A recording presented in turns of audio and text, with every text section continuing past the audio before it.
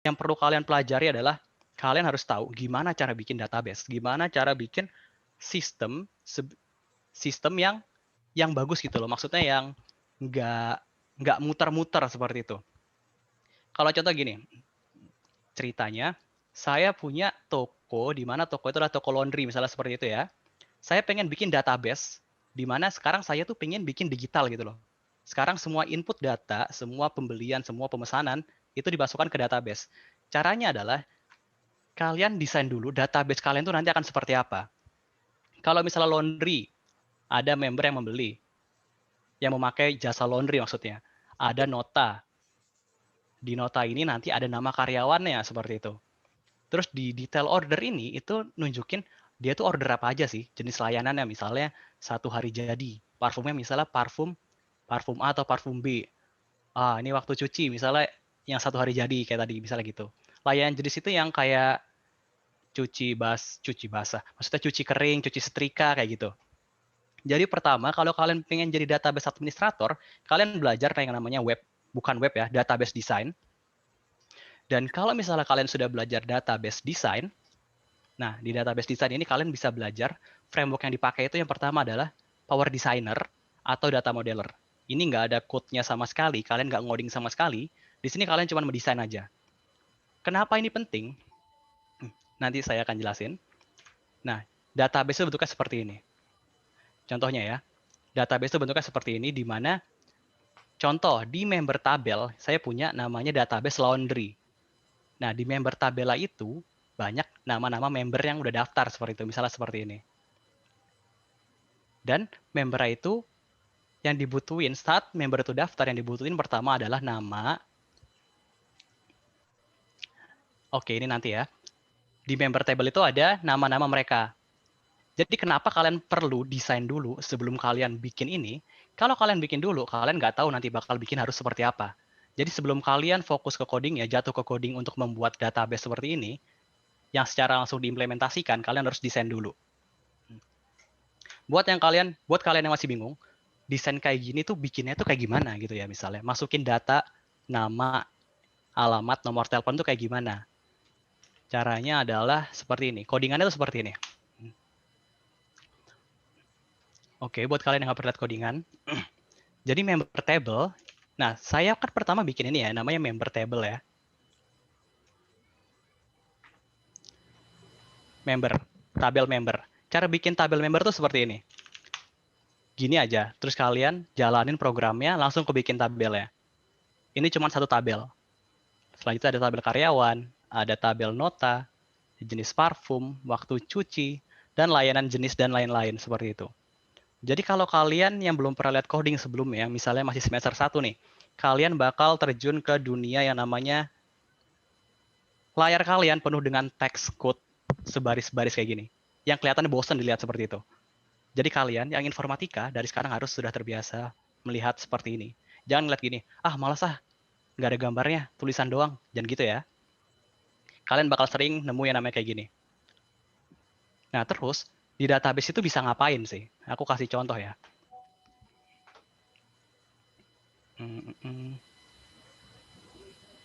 Nah, ini dia database tadi. Misalnya,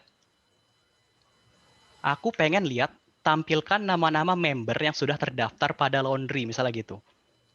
Kalian bakal sering ketemu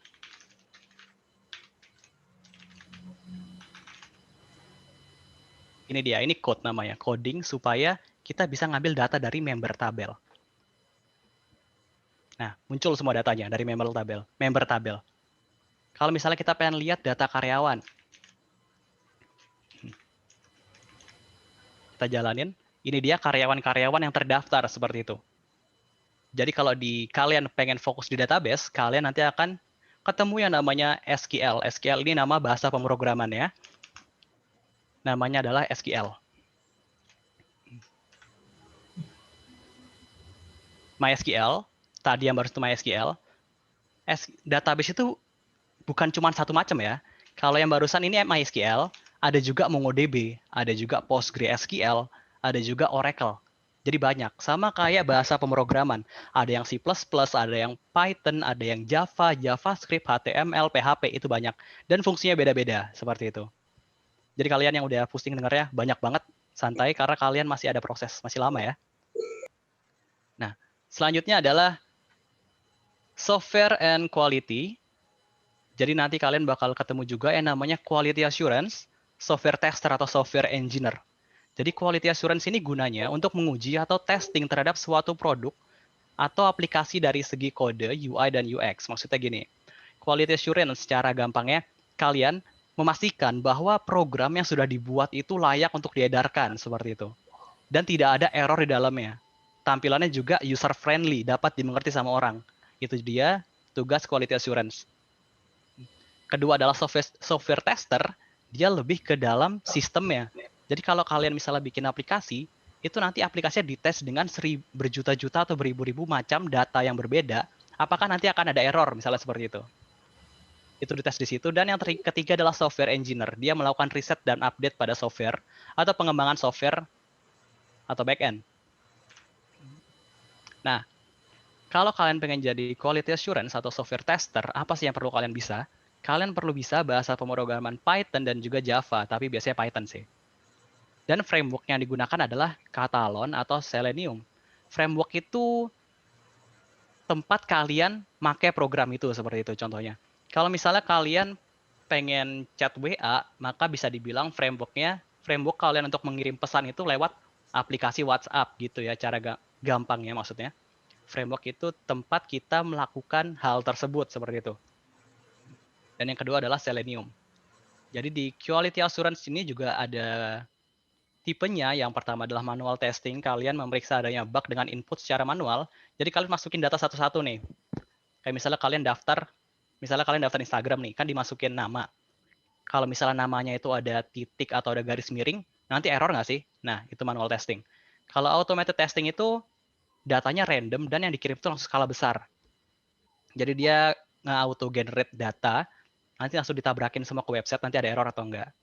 Dan juga kualitas asuran ini memastikan bahwa produk siap dan layak diedarkan. Jadi kualitas assurance itu kurang lebih dia akan membuat sebuah laporan. Laporannya seperti ini. Contohnya satu ya. Jadi di Instagram ada yang namanya cara mendaftar akun. Nah, ini kalian bikin laporannya semua. Nanti mendaftar akun tuh langkah-langkahnya gimana sih? Pertama, membuka sistem. Habis itu sistem menampilkan form registrasi. Habis itu orangnya mengisi form registrasi. Habis itu sistemnya memeriksa apakah format emailnya benar, apakah password dan konfirmasi password benar, dan apakah isian datanya benar. Nah, quality assurance itu secara singkatnya seperti ini. Dia memastikan bahwa semua aplikasi itu sudah tertata, tidak ada error, dan sudah layak edar, seperti itu. Dan yang selanjutnya adalah dalam bidang kerja konsultan. Contohnya adalah IT konsultan. Jadi IT konsultan ini sekarang lagi banyak juga dicari. Kenapa? Karena banyak banget perusahaan, karena banyak perusahaan yang masih bingung gimana sih cara ngembangin perusahaannya supaya lebih modern gitu loh. Lebih lebih digital ibarat seperti itu. Jadi IT konsultan ini biasanya bekerja sebagai jembatan antara tim teknis dan anggota staf untuk mengetahui kebutuhan model dan strategi bisnis klien. Misalnya kalau kalian uh, jualan makanan nih, jadi kalau kalian masih bingung gimana sih cara memasarkan biar digital, biar banyak yang lihat gitu, IT Consult ini menyarankan supaya kamu pakai aplikasi Gojek, misalnya seperti itu. Ini contoh kecilnya ya, kecilnya. Jadi IT Consult itu memberitahu dengan misalnya punya budget segini, saya harus ngapain nih supaya perusahaan saya ini nggak kalah teknologinya sama perusahaan-perusahaan lain. Nah, di interviewnya juga banyak banget di YouTube yang namanya interview case tentang IT consultant. Ini kalian kalau pengen kepo tentang IT consultant, bisa dicek. Ini juga perusahaannya rata-rata perusahaan IT consultant itu perusahaan luar negeri. Jadi sangat disarankan kalian bisa bahasa Inggris karena IT consultant ini yang terkenal namanya itu Big Four. Big Four itu perusahaan multinasional di mana di semua negara hampir ada seperti EY, PwC, tapi itu semua bahasa Inggris. Jadi pertama kalian harus ngerti basic IT consultant dan yang kedua kalian harus bisa bahasa Inggris. Jangan lupa bahasa Inggris penting buat informatika, karena semua tutorial yang kalian lihat nanti akan dari bahasa Inggris. Selanjutnya, bidang developer. Jadi developer ini ada banyak, tapi yang saya tulis cuma 3. Ada web developer, membuat dan mengembangkan web. Yang kedua adalah Android atau iOS developer, membuat dan mengembangkan aplikasi Android. Yang ketiga adalah software developer atau software engineer. Di sini melakukan riset dan update pada software atau melakukan pengembangan software. Web developer. Jadi web developer itu nggak gampang, karena bahasa yang kalian ngerti harus setidaknya itu 4, tapi biar perfect 6. Kenapa bisa gitu? Gini, tampilan web yang sering kalian lihat, halaman depannya itu dibuat sama program, sama coding. Contohnya halaman depan tuh kayak gini ya, halaman depan. Itu dibuat sama bahasa HTML, Bootstrap, dan HTML dan Bootstrap. Seperti itu. Jadi halaman depan ini dibuat sama 2 bahasa, yaitu HTML dan Bootstrap. Selanjutnya, kalau kalian misalnya ngeklik ini, kan bakal kebuka tab tuh. Kalau kalian pencet home, dia bakal pergi ke home. Itu dibuat sama PHP. PHP itu belakangnya. Kalau yang depannya itu HTML Bootstrap, tampilan awal. Kalau kita ngeklik sesuatu, dia bakal pergi ke halaman lain, itu pakai PHP. Dia tuh kayak jembatan ngasih tahu setelah ini dipencet harus pergi kemana sih, seperti itu. JavaScript ini untuk animasinya, sedikit animasi. Kadang kalau kalian misalnya buka Instagram, kalian pencet love, itu kan like, maksudnya like ya, bukan love ya, like, bentuknya love sih. Kan langsung berubah warna jadi merah tuh kayak gitu. Itu JavaScript yang main. MySQL ini database-nya. Database. Kenapa pakai database lagi? Karena semua aplikasi itu rata-rata sekarang pakai database. Oleh karena itu, buat programmer informatika, database itu basic yang penting. Sangat penting maksudnya. Vue.js ini buat pelengkap, buat efek-efek di halaman awal, tampilan awalnya. Jadi kalau kalian misalnya pengen jadi web developer, apa sih yang kalian perlu pelajarin? Sekarang ini banyak banget, banyak banget framework yang bisa digunakan untuk bikin website. Yang pertama itu Laravel, itu yang paling terkenal sekarang. Paling banyak penggunanya itu sekarang Laravel. Dan yang kedua adalah CodeIgniter. Tapi Laravel lebih banyak. Jadi kalau kalian pengen belajar pemrograman, kalian bisa belajar pakai Laravel. Kayak gitu ya. Tapi sebelumnya, kalian juga ada yang namanya W3 School. Ini adalah tempat untuk kalian belajar website. Jadi kalau kalian pengen bikin website, kalian harus belajar HTML, CSS, JavaScript. Terus, nah ini basicnya. HTML dan CSS itu halaman depannya, JavaScript ini animasinya dan juga PHP seperti itu. PHP itu tampilan belakangnya. Di W3 School namanya. Selanjutnya adalah selain web developer, sebelum kalian bikin web, aku lupa jelasin, ketukar halamannya ternyata, kalian harus desain dulu, kalian bikin webnya itu harus seperti apa. Seperti itu. Jadi sebelum kalian bikin website, kalian desain dulu, misalnya halaman awalnya akan seperti ini bentuknya, kotak. Terus ada kayak tempat untuk iklan. Terus ini kalau ini aku waktu itu bikin website tentang ini ya, tentang movie. Jadi kayak yang tahu View, aku terinspirasi dari View. Saya terinspirasi dari View ini. Jadi saya bikin desainnya. Ini yang putih-putih ini, yang kotak-kotak putih ini tempat untuk nyimpan filmnya. Maksudnya gambar filmnya. Jadi kalau kita pencet, yang keputar bakal film itu kayak gitu. Yang ini, yang kotak gede ini buat iklannya, misalnya kayak gitu, kayak poster bannernya lah. Jadi setelah kalian bisa desain, selesai desain pakai Adobe XD sekarang itu, kalian baru bikin websitenya pakai bahasa-bahasa ini. Seperti itu. Selanjutnya adalah software engineer. Software engineer itu apa? Jadi sekarang, setiap kali kalian, kalian belum itu ya. Setelah kalian lulus, nanti kalian akan menemukan yang namanya interview kerja. Dan sekarang, interview kerja itu rata-rata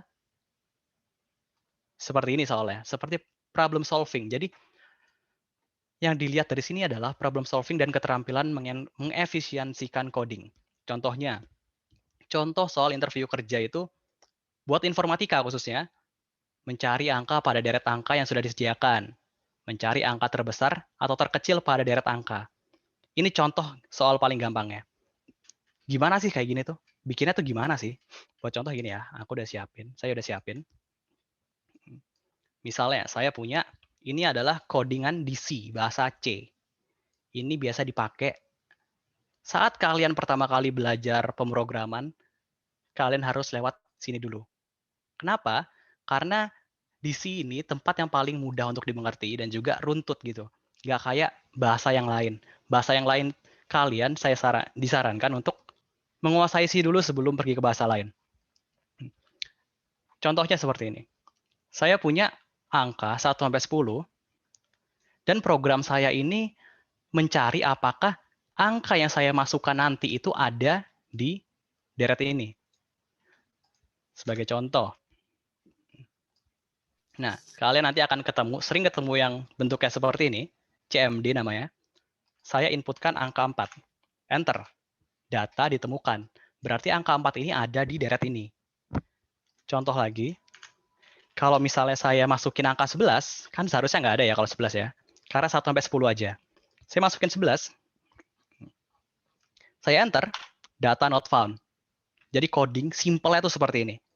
Studi kasusnya nanti di interview kerja buat lulusan informatika, biasa gitu. Jadi kalian dikasih studi kasus, misalnya ada soal gini. Tentukan apakah data yang kalian masukkan tuh ada atau enggak pada array angka 1 sampai 20 kayak gitu. Contohnya gitu.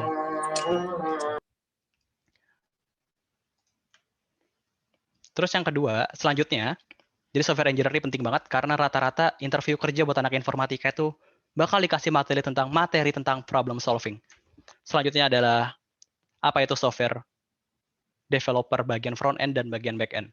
Front end ini semua yang berhubungan dengan tampilan. Kalian bikin website, pasti ada tampilannya. Kalian mendesain, pasti ada tampilannya, kayak gitu. Kalian mau bikin aplikasi desktop, aplikasi HP, itu pasti ada tampilannya. Itu namanya front end. Front end itu sesuatu yang kita lihat. Sedangkan back end, ini sesuatu yang kita nggak lihat. Jadi di belakang layarnya. Kalau kita mencet submit, maka data akan disimpan di database. Itu back end namanya. Kalau kita pencet home, maka dia akan pergi ke halaman home. Yang mengarahkan dia untuk pergi itu namanya back end. Jadi back end itu segala sesuatu yang berada di belakang layar, seperti itu ya. Backend juga bukan cuman aplikasi aja kayak website, Android, aplikasi desktop atau aplikasi iOS, HP dan lain-lain, tapi juga bisa berada pada subsystem. Contohnya adalah keamanan contohnya gini, GoPay. GoPay itu kan pasti ada finansial teknologinya ya, keamanan di belakang aplikasi itu sendiri. Itu juga tugas backend supaya tidak ada pencurian uang atau manipulasi uang seperti itu. Yang kedua selanjutnya adalah bidang kerja pada IoT. IoT ini Internet of Things. Jadi buat kalian biasanya ini tuh di jurusan itu ya, jurusan jurusan elektro. Kalian bakal belajar IoT. IoT itu Internet of Things, di mana tugas utamanya adalah membuat sistem otomatis yang terintegrasikan dengan internet dan big data. Berhubungan dengan automation, biasanya berhubungan dengan machine learning dan deep learning, dan membutuhkan peran sensor pada setiap subsystem. Contoh gampangnya sering kalian lihat. Kalian masuk kelas pakai kartu. Atau misalnya kalian masuk tempat parkir, tap kartu dulu. Itu namanya Internet of Things. Jadi saat kalian tap kartu kalian, data kalian akan disimpan di database. Itu namanya Internet of Things. Contoh mudahnya. Internet of Things ini juga bisa diimplementasikan pada banyak hal. Contohnya, sidik jari untuk masuk kelas. Ini juga Internet of Things. Yang kedua, Smart Irrigation System ini juga lagi terkenal, yaitu pengairan sawah secara otomatis. Jadi tidak butuh peran manusia lagi di situ untuk mengairi sawah. Dan selanjutnya adalah security camera dan door lock system. Di sini akan ada peran face recognition. Jadi kamera ini nanti akan mengenali siapa sih orang di depan, lalu dia bisa masuk. Seperti itu. Kalau dikenali namanya, kalau dikenali mukanya di database. Nah, ini database-nya. Misalnya orang ini mau masuk, dicek dulu nih, mukanya ada nggak di database? Kalau ada, dibuka pintunya. Seperti itu. Ini butuh peran Internet of Things dan juga machine learning dan deep learning. Karena sudah masuk ke pengenalan muka. Selanjutnya adalah smart home. Smart home ini sering banyak sekarang yang dijual. Contohnya adalah penggunaan Google Assistant, penggunaan lampu otomatis. Misalnya kalau kalian pengen matiin lampu, tinggal ngomong aja kayak, hey Google, turn off the lamp, kayak gitu. Atau misalnya, nah kayak gitu contohnya. Sorry buat yang HP-nya bunyi tiba-tiba. Nah ini dia.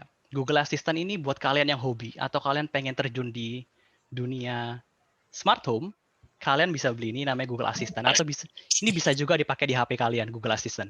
Coba deh, kalau misalnya kalian udah setting di HP kalian, tinggal ngomong, "Hey Google," nanti HP kalian bakal respon balik kayak gitu. Tapi kalau belum, berarti kalian belum setting di HP kalian. Itu gratis kok buat semua pengguna Android. Bisa apa sih? Bisa ngontrol lampu, bisa nyalain atau matiin lampu. Kedua, kalau kalian punya lampu LED yang RGB, kalian bisa atur juga warnanya. Atau misalnya Find My Phone. Kalian belum pernah nyoba ya? Aku coba ya. Hey Google, Find My Phone. Okay, your SMG 975F should be ringing now.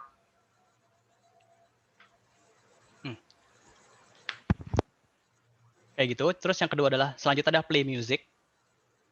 Itu juga bisa dari Google Assistant. Yang kelima adalah membacakan berita tiap pagi, set alarm atau sebagai translator kalian.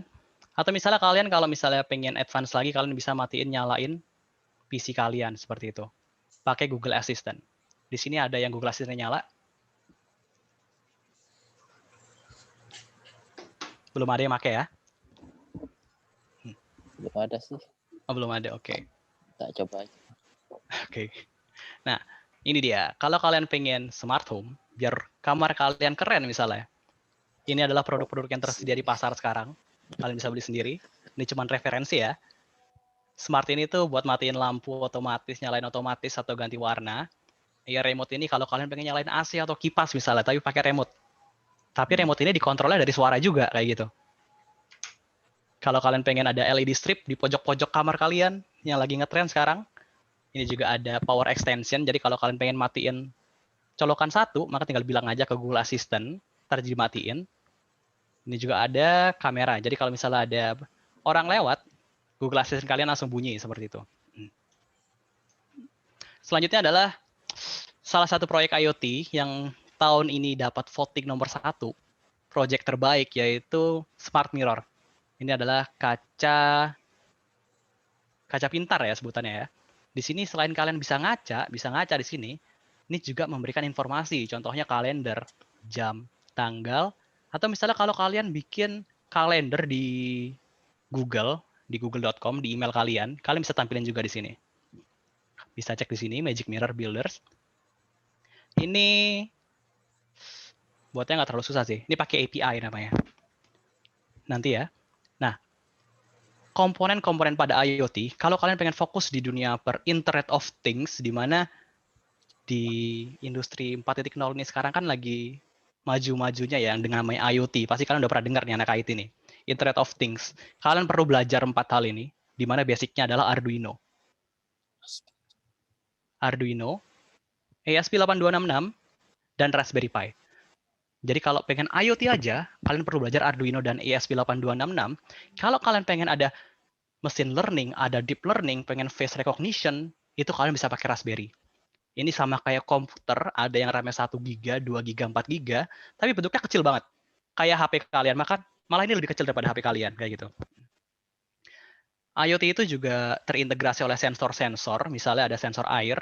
Kalau misalnya kalian pengen bikin penyiram tanaman otomatis, jadi kalau misalnya tanahnya kering, otomatis siram, itu kalian pakai sensor ground humidity. Ini buat ngetes kelembapan tanah seperti itu. Dan lain-lain, banyak banget macamnya. Selanjutnya kalau kalian berhasil mengintegrasikan, udah ngerti nih semua, jadi lanjutannya adalah kalian bisa membuat smart city, tapi itu masih lama ya. Karena juga belum diimplementasikan di sini. Selanjutnya, bidang kerja tren machine learning. Machine learning ini menarik buat kalian yang nonton drama startup. Harusnya tahu ya, machine learning ya. Jadi machine learning, deep learning, dan artificial intelligence ini satu lingkup maksudnya, di mana contohnya adalah image atau video recognition, face recognition atau video recognition. Video ini kayak mengenali ada berapa orang lewat, misalnya gitu, biar ngecek kalau misalnya, oh ada orang nih kayak gitu, dikabarin ke programnya, terus dikabarin ke kita. Yang kedua adalah text reader, ORC, contoh proyek ya. Itu kalau kalian sekarang pakai Google tuh bisa, Google Translate, di mana kalau kalian arahin HP kalian ke satu teks, itu nanti langsung ketulis sendiri. Teksnya itu apa aja. Itu namanya pakai ORC atau text reader recognition. Yang ketiga adalah, ini nggak ada hubungannya ya. Nah, contoh artificial intelligence. Saya pernah mengerjakan proyek. Proyeknya adalah ini dia. Aku mau kasih contoh artificial intelligence itu kayak gimana. Secara singkat dan basic maksudnya ya. Jadi di sini kasusnya adalah saya punya ada 10 titik yang ditentukan dan kalian harus mencari jalur terpendek itu berapa dari mana ke mana kayak gitu. Pertama awalnya seperti ini. Lalu nanti kalian akan mencari sendiri jalur terpendek yang dapat dilewati itu dari mana ke mana gitu loh. Ini untuk mengefisiensikan pengantaran pada barang biasanya, pada JNE atau Tiki kayak gitu. Dia pakai algoritma untuk cari jalur terpendek supaya cost-nya itu kecil seperti itu. Nah, kayak gini. Dia tuh nyari sendiri jalur terpendeknya itu lewat mana seperti itu. Dan yang kedua, artificial intelligence tuh juga bisa, nah gini. Saya pernah kerjain proyeknya seperti ini. Ada yang namanya algoritma particle swarm optimization di mana dia akan mencari ibaratnya yang kecil-kecil ini itu ya semut ya. Terus yang bulat ini yang gede itu tempat gula, misalnya gula seperti itu. Jadi berarti particle optimization ini dia bakal nyari ke tempat itu. Tapi ditentukan sama orang yang pertama, contohnya gitu. Jadi misalnya ada semut yang paling dekat sama gula, dia bakal ngabarin ke teman-teman semuanya, gula tempatnya di sini nih kayak gitu. Contoh pengaplikasiannya. Ini tuh bisa dijadiin apa? Basicnya kayak gini. Ini bisa diimplementasikan pada suatu hal yang lebih besar. Contohnya, saya bikin yang namanya sistem kekebalan tubuh. Simulasi sistem kekebalan tubuh. Contohnya seperti ini. Ijo ini mengatakan kalau kalian sedang baik, di mana yang segitiga, yang jalan-jalan ini tuh sistem kekebalan tubuh yang akan menyerang kalau misalnya ada virus kayak gini nih. Nah, diserang gitu, yang bulat-bulat di dalam sel kita kayak gitu. Dimana kalau misalnya banyak bulat-bulat ini, banyak virus di sel kita bakal sakit, jadi warna merah seperti itu. Dimana segitiga ini pakai particle swarm optimization yang barusan. Dia bisa nyari tempatnya kemana, virus posisinya di mana, kayak gitu. Jadi implementasi pada satu hal itu, satu algoritma itu bisa banyak, bisa di mana aja. Contohnya seperti ini. Kalau misalnya virusnya udah pada mati di sel inang kita, di sel kita jadi sehat lagi. Tapi kalau banyak, kita sakit lagi. Ibaratnya kayak corona lah ya, sebutannya. Kayak gitu.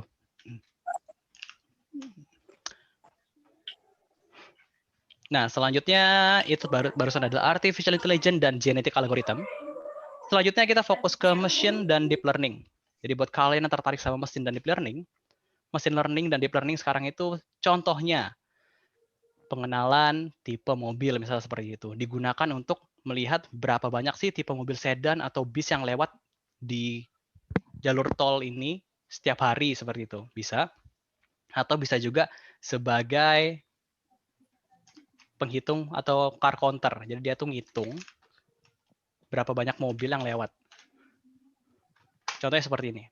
Ada mobil lewat, masuk. Dia ngelewatin garis. 3. Kalau dia lewat lagi sekarang 4. Ini 2. Kayak gitu. Ini juga machine learning, di mana mesin itu tuh belajar. Kalau ada sesuatu yang lewat, maka tambahkan nilainya. Seperti itu. Oke. Selanjutnya adalah ini juga bisa diimplementasikan pada orang. Berapa orang yang lewat pada tempat tertentu setiap jamnya misalnya seperti itu. Ini juga machine learning. Apa yang perlu kalian pelajari kalau kalian pengen fokus di machine learning? Kalian perlu belajar C++ dan juga Python karena Python ini base-nya dari C++. Gitu. Apa maksudnya base dari C++? Jadi Python itu dibuat sama C++. Seperti itu. Oke. Dan kalian juga perlu OpenCV. OpenCV ini library atau ilmu untuk mengenali gambar. Selanjutnya adalah machine learning dan deep learning dan AI di sini adalah tools-tools kecil ya. Buat kalian yang pernah nonton startup ya, kalian pasti lihat ini, scene ini di mana ada komputer kecil di situ. Dan komputer kecilnya digunakan untuk mengenali manusia seperti ini. Kalau ada orang lewat, ditandai sama dia. Orang itu yang mana aja sih? Dikasih kotak sama dia. Alat barusan itu namanya Raspberry Pi. Raspberry Pi ini komputer kecil yang tadi saya jelasin di awal, yang sama kayak komputer biasa, tapi RAM-nya sekarang paling gede itu 4 GB.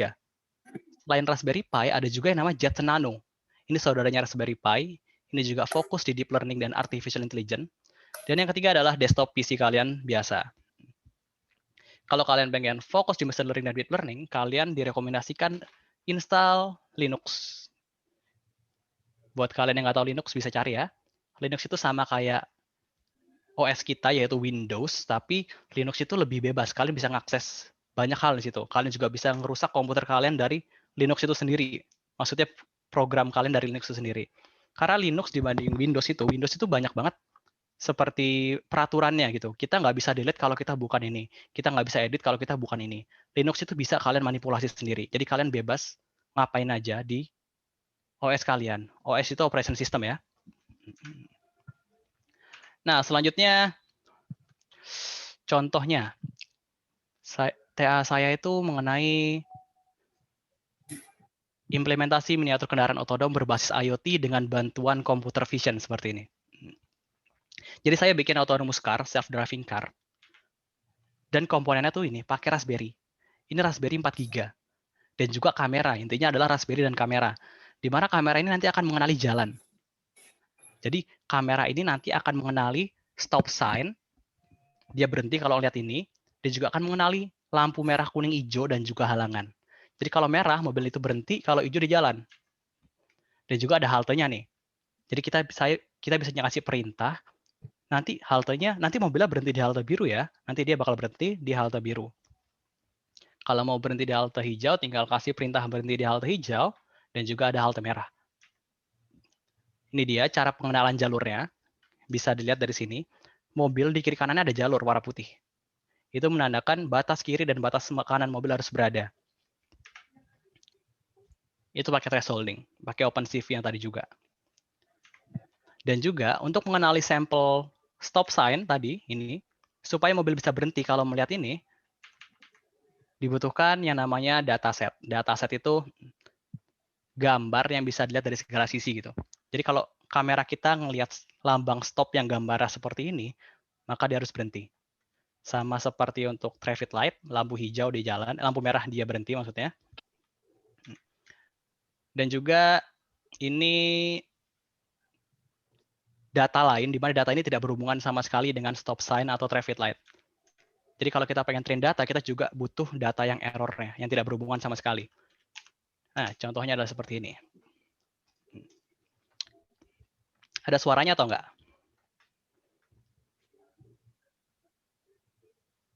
Apakah ada suara? Belum ada. Oh, belum ada ya. Iya. Berarti waktu saya share screen, nggak ngasih suara, Pak. Oke, nggak perlu suara ya. Saya jelasin manual aja ya. Oke. Jadi TA saya itu dia bisa mengenali jalur sendiri. Contohnya seperti ini. Jadi kalau di akhir jalur, mobilnya nanti putar balik sendiri kayak gitu. Jadi mobil tahu di mana sih dia harus memposisikan diri. Dia harus memposisikan diri di antara jalur kayak gitu. Kalau misalnya dia berada di luar jalur, dia nanti akan otomatis pergi ke jalur itu sendiri. Nah, ini TA saya. Dan juga kalau dia melihat, kita ngasih perintah supaya dia berhenti pada halte merah. Nah, mobil nanti akan berhenti selama 4 detik. Dan juga ini nanti berlaku untuk halte biru dan halte hijau. Jadi saya mengirimkan perintah kepada mobil untuk berhenti pada halte yang sudah ditentukan.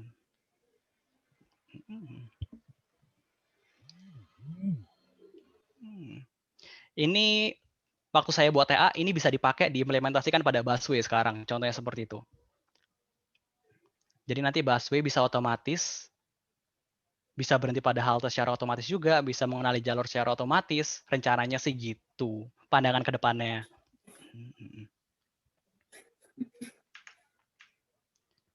Nah, selanjutnya adalah gimana kalau dia melihat lambang stop. Nah, dia akan berhenti kalau dia ngeliat stop sign. Nah, dia berhenti 3 detik, lalu dia jalan lagi. Ini namanya machine learning dan deep learning di sini.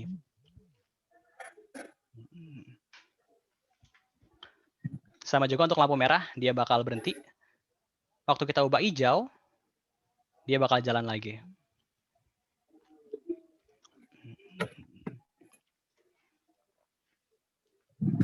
Ini aja halangannya. Kalau misalnya di depan ada halangan, harusnya berhenti ya. Tapi kemarin dosennya minta supaya bisa menghindar. Nah, seperti itu.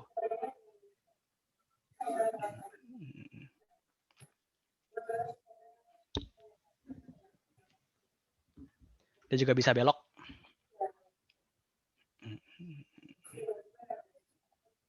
Oke.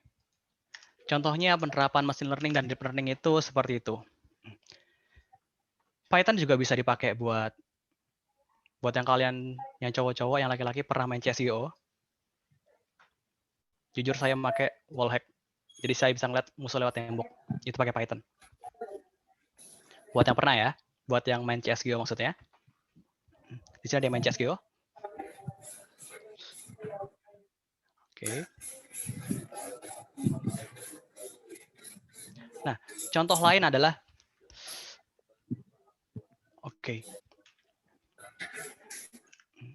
sebentar ya. Saya siapin dulu. Face recognition yang pernah saya buat.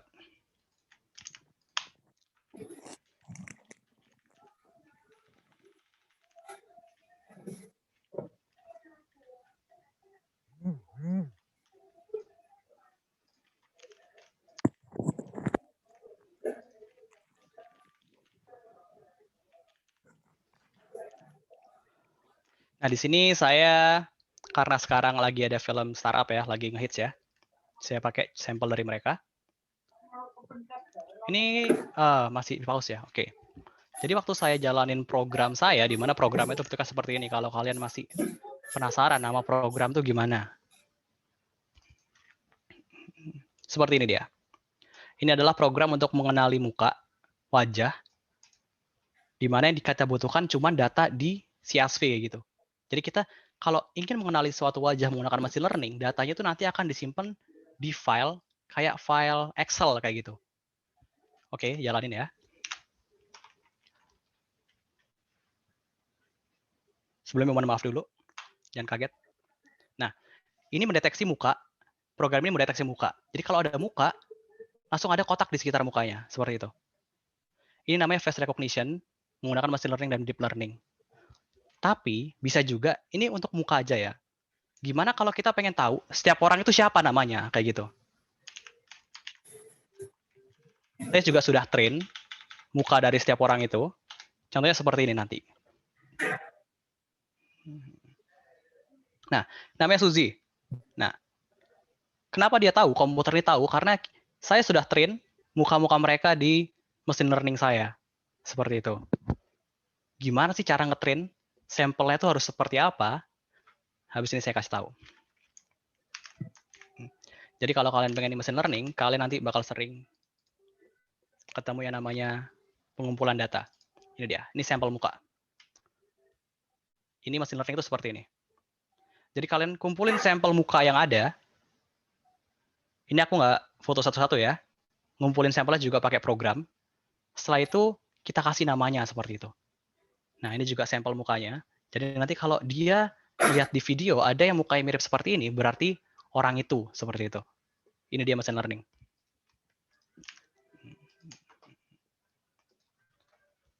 Sama kayak barusan, ada sampel-sampel lain juga sampel ya.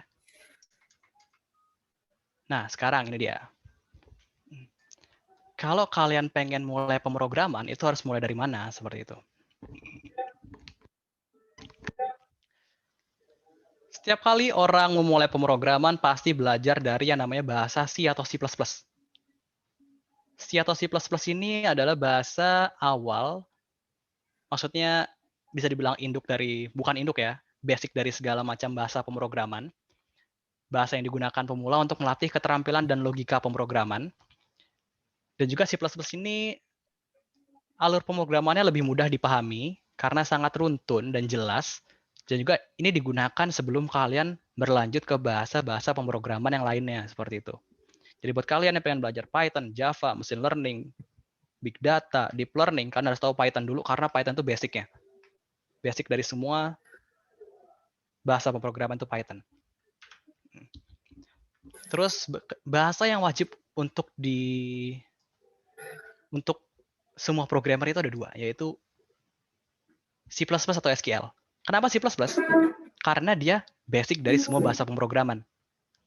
Seenggaknya kalau kalian tahu C++, kalian tuh bakal mudah untuk menggunakan pemrograman bahasa-bahasa yang lainnya seperti itu.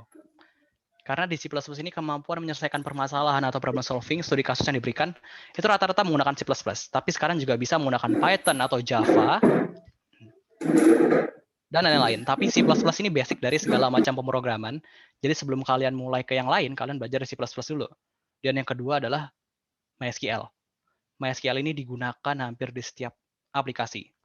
Oleh karena itu hampir wajib buat semua anak IT itu tahu cara pakai SQL. Dia harus tahu cara bikin database, cara desain database, cara ngoding database itu harus tahu. Kenapa? Contohnya database ini bisa diimplementasikan di website, Android, atau di aplikasi manapun. Bisa juga kalian bakal jadi database administrator. Jadi big data. Kalian bisa fokus juga di Internet of Things dan juga data analis. Kenapa ada data analis di sini? Karena data analis itu rata-rata menggunakan data yang ada pada database seperti itu. Jadi data-data yang ada dari data analis, supaya dianalisis sama programmernya, dia juga harus tahu cara menggunakan MySQL. Ini adalah 2 bahasa penting buat kalian, para pemula programan IT. Harus bisa ini dulu. Tapi MySQL itu nanti aja. Setidaknya kalian bisa C++ dulu. Tapi ini 2 bahasa wajib buat semua orang IT. Dan sharing sedikit mengenai interview kerja. Buat kalian yang nggak tahu nanti lulus tesnya itu seperti apa ya, anak IT itu ngapain ya kayak gitu. Rata-rata banyak perusahaan yang merekrut anak IT berdasarkan kemampuan problem solving-nya atau menyelesaikan suatu kasus. Contoh kasus seperti apa? Seperti contoh yang tadi saya kasih. Ini contoh paling gampang ya. Mencari angka di sini. Contoh kedua adalah menentukan apakah angka yang kita masukkan kalau dari depan sama dari belakang tuh baca sama. Gimana contohnya? Misal gini, FAAF. Dibaca dari depan gimana? FAAF. Dibaca dari belakang, FAAF. Ini palindrom namanya. Contoh studi kasus kecil. Kalau misalnya bisa dibaca dari depan dan dari belakang bacanya sama, berarti kata ini adalah palindrom, seperti itu. Programnya cuma seperti ini buat ngeceknya, cuma 29 baris dan banyak enter. Ini salah satu contoh interview kerja. Tapi kalau kalian pengen lebih dalam lagi, di internet banyak. Seperti itu. Apa sih yang dilihat dari kemampuan problem solving kita, yaitu berpikir kritis dan menyelesaikan masalah dengan waktu yang sudah ditentukan. Kalian dikasih 5 soal, kalian selesaikan dalam waktu 1 jam. Seperti itu biasanya. Dan yang kedua adalah mengerti pola berpikir secara tertata dan rapi. Jadi kalau kita udah biasa dengan programming, kita tuh bakal terbiasa mikir tuh dari atas gitu loh. Runtut, maksudnya runtut. Karena kalau kita bikin program, itu juga harus runtut. Contoh ya, yang saya jalanin. Dibaca dari depan dan dibaca dari belakang, dia sama. Makanya disebut palindrom. Seperti itu. Kalau misalnya ASDF, harusnya dari depan sama belakang baca beda ya. Dari depan ASDF, dari belakang FDSA. Ini bukan palindrom. ASDF is not palindrom. Kayak gitu. Kenapa saya bilang barusan runtut? Karena kalau misalnya ini posisinya kebalik, program kalian langsung salah semua. Kayak gitu. Error. Bukan error. Bisa jalan sih bisa. Tapi tidak sesuai nanti outputnya. Seperti itu. Kalau kalian return ini posisinya di atas ini, baru printf, ini juga salah. Jadi kalian tuh harus runtut semuanya. Pemrograman itu runtut. Dari atas, deklarasi tipe data, deklarasi tipe data integer, itu harus runtut dari atas ke bawah semua.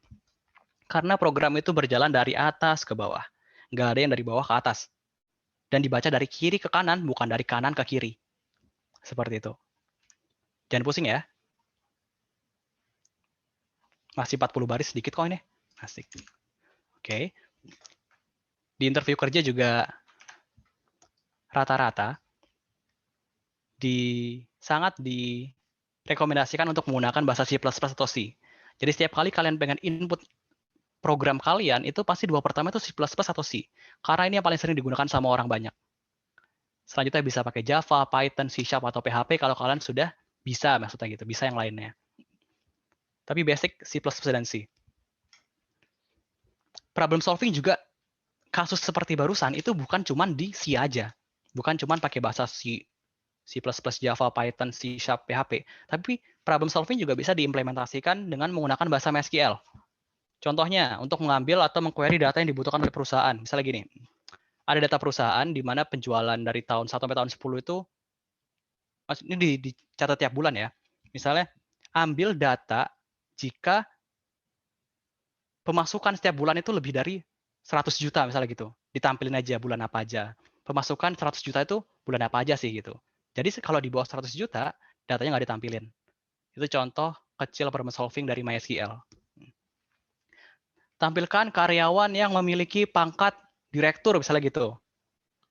Ditampilin tuh yang direkturnya aja. Itu juga problem solving di MySQL. Itu seperti itu. Selanjutnya, tips sukses di informatika. Jangan cepat menyerah jika menemukan error. Errornya seperti apa? Kalian, kalau misalnya ngoding sampai 1000 baris, lihat ya ini ya, titik koma 1 ya. Satu char yang cuma satu. Aku hapus. Aku jalanin programnya. Error. Gara-gara satu titik koma aja, program kalian error. Ini bisa kalian lihat karena program kalian cuman 25 baris. Coba bayangin kalau program kalian 1000 baris. Mau nyari satu-satu gitu. Ini masih mending ya. Untung ada dikasih tahu errornya berada pada baris 11. Ada juga program yang nggak ngasih tahu errornya di mana, tapi cuman nggak bisa jalan aja gitu. Contoh juga str, misalnya gini, ini kan LEN ya, L-nya saya hapus, saya jalanin, langsung error juga. Jadi satu huruf aja itu bisa menyebabkan error di pemrograman. Oleh karena itu, kalian tidak boleh cepat menyerah jika menemukan suatu error, karena error itu suatu hal yang wajar di dunia per-IT-an. Yang kedua adalah teliti, bersabar, dan bertemanlah dengan teman-teman yang pintar. Kenapa? Karena teman yang pintar akan membawa kalian lebih pintar juga. Gampangnya seperti itu. Kenapa teliti dan bersabar? Contoh nih, lupa titik koma, error. Contoh nih, kalian nemu error tapi nggak tahu posisi di mana. Harus sabar. Seperti itu. Dan juga berteman dengan teman yang pintar. Atau berkelompoklah dengan mereka. Seenggaknya kalian nanti ke bawah kok. Selanjutnya adalah sering belajar karena informatika tidak ada habisnya. Akan selalu ada update pada pemrograman. Contohnya pada belakangan ini kan kalian pasti baru dengar yang katanya yang namanya face recognition ini barusan. Belum lama lah, paling sekitar 1 tahun, 2 tahun, 3 tahun. Sebelumnya nggak ada. Contoh yang kedua adalah kalian mendengar kata self-driving car atau autonomous car yang bisa jalan sendiri, bisa belok sendiri kayak gitu. Itu kan baru. Itu dia, informatika nggak ada habisnya dan selalu berkembang setiap bulan, setiap hari, setiap tahunnya. Selanjutnya adalah ikuti perkembangan teknologi mengenai pemrograman. Pemrograman apa sih yang ngehits kayak gitu? Kalau dulu contohnya Visual Basic itu ngehits, tapi sekarang udah jarang dipakai. Contoh gampangnya, Visual Basic dulu ngehits, sekarang nggak dipakai karena pemrograman itu sama kayak tren ya. Jadi kalau banyak orang yang make, dia makin ngehits. Tapi kalau dikit yang make, dia makin tertinggal di belakang seperti itu. Selanjutnya adalah jadilah ahli pada setidaknya salah satu bidang. Tadi kan banyak banget ya bidang informatika. Kalian itu setidaknya jago di satu hal, fokus di situ, tapi boleh jago juga di yang lain. Tapi setidaknya kalian juga jago di satu hal. Supaya ikon kalian tuh itu. Jadi kalau misalnya nama kamu Andre, misalnya nama kalian Andre. Terus ada orang nih pengen nanya bikin website di mana ya? Oh, itu temanku Andre jago banget bikin website gitu. Contohnya gitu.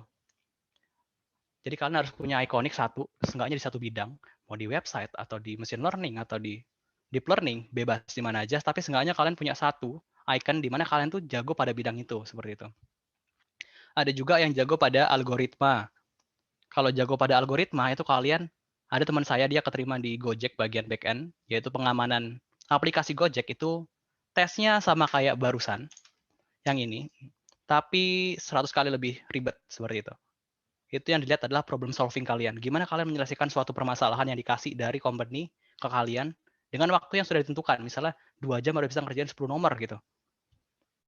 Itu dia. Kalau kalian pengen fokus di algoritma aja. Algoritma itu penting. Saya juga baru sadar setelah saya lulus.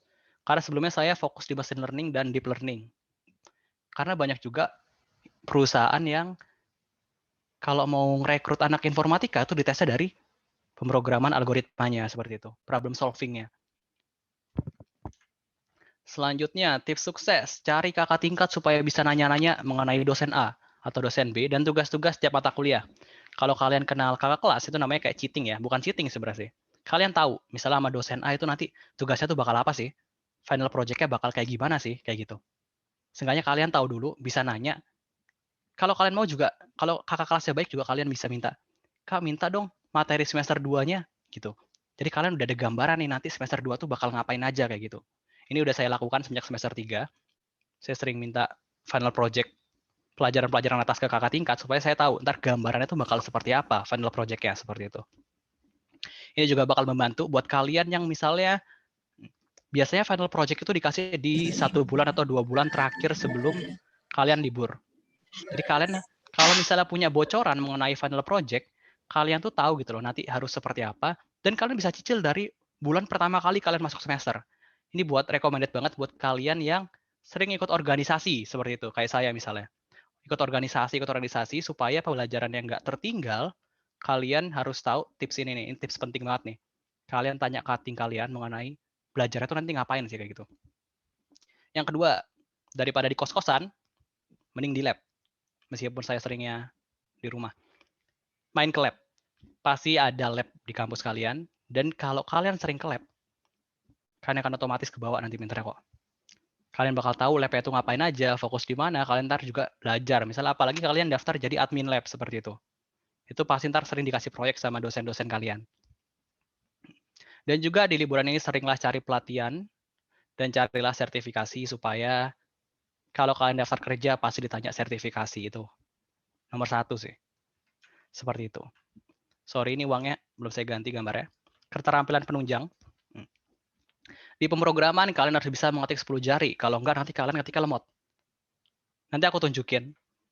Bikin web itu seberapa banyak sih barisnya. Kalau barusan problem solving cuma dikit ya. Ini juga yang simple. Bikin web itu seberapa banyak. Dengan 6 bahasa tadi. Terus yang kedua adalah kalian bisa mengerti bahasa Inggris. Karena kalau kalian di IT, kalian punya saudara baru. Saudara baru di IT itu namanya Stack Overflow. Ini dia.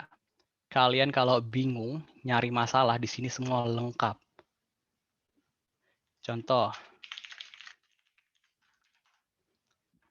Kalian nemu error nih di pemrograman kalian. Kalian cari aja di sini, nanti dikasih tahu kok errornya di mana. Dan kalian harus sering nyari-nyari juga di Google. Karena nggak semuanya ada. Contoh gini ya. Ini strlen. Ini. L-nya aku hapus, lihat errornya. strn was not declared in this scope. Errornya itu, kalau misalnya nggak tahu artinya apa, cari di sini.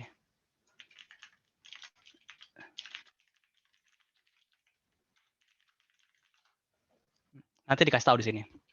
Errornya di mana, kayak gitu. Stack Overflow ini bakal jadi teman baru kalian, saudara kalian. Di mana kalau kalian nemu error, cari di sini semua ada. Selanjutnya adalah kalian bisa menggunakan GitHub. Apa itu GitHub? Bisa modern. Oke. GitHub itu tempat untuk menyimpan codingan kalian. Daripada nyimpan di komputer kalian yang nggak aman, yang bisa ke-delete kapan aja, kalian simpan data kalian di GitHub. GitHub itu kayak Notepad, tapi Notepad khusus codingan kalian. Contohnya gini, waktu itu saya pernah bikin Line bot, di mana aplikasi Line itu bisa jadi bot. Maksudnya kalau kalian misalnya pengen nyiram tanaman dari HP, itu pakai bot namanya. Jadi kalau kalian ngasih perintah di aplikasi Line kalian atau WhatsApp, itu nanti otomatis nyuruh buat nyiram tanaman tuh bisa. Contohnya seperti ini. GitHub itu buat nyimpen data kalian. Itu mau teks atau apapun bebas.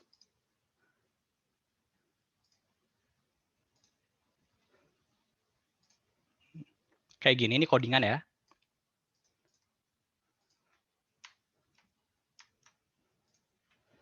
Contohnya gini, ini juga codingan.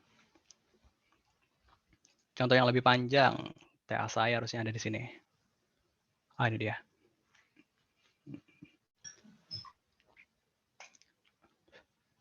Nah, ini dia contohnya. GitHub itu nyimpen codingan kalian secara online. Jadi ini tuh kayak database, jadi aman data kalian di sini. Nggak bakal misalnya komputer kalian kereset nih, ya datanya hilang semua, codingannya hilang semua. TA saya ada di komputer itu, misalnya laptopnya kecuri nih, ya TA saya di komputer itu banyak loh keterima, ada kecurian laptop, hati-hati ya. terus TA-nya ketinggalan di situ, terus dia ngulang gara-gara TA-nya udah hilang. Jangan lupa, buat kalian IT, biasakan menggunakan GitHub sekarang. TA saya 400 halaman, atau 400 baris. Ini juga cuma di satu komputer kecil aja, belum di yang lainnya.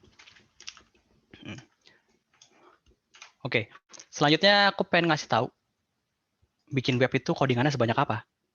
Sebentar ya.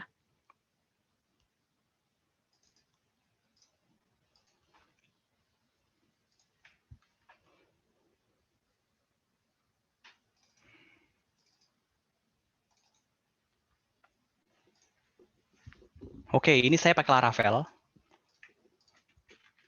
Di Laravel tuh ada apa aja?